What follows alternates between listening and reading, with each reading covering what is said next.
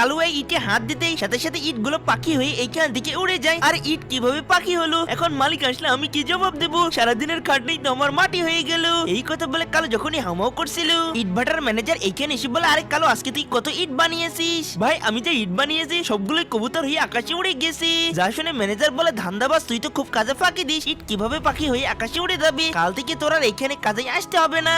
এই কথা বলে তাকে এখান থেকে তাড়িয়ে দিলে কালু মন খারাপ করে একটা প্লেয়ারের কাছে গিয়ে কান্না করতে থাকি। সাথে সাথে প্লেয়ারটি বলে ওঠে, আরে কালু তুমি মন খারাপ করো না, আল্লাহ তাআলা যা করে সবকিছু ভালোর জন্যই করে।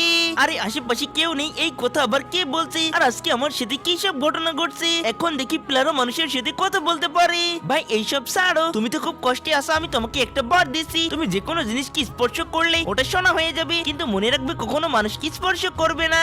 আচ্ছা ঠিক আছে। এই কথা বলে কালু দৌড়াতে দৌড়াতে এসে যখন ইটভাটার ইটকে স্পর্শ করে সাথে সাথে এগুলো সোনায় বদলে যায়, যা দেখে কালু তার নিজের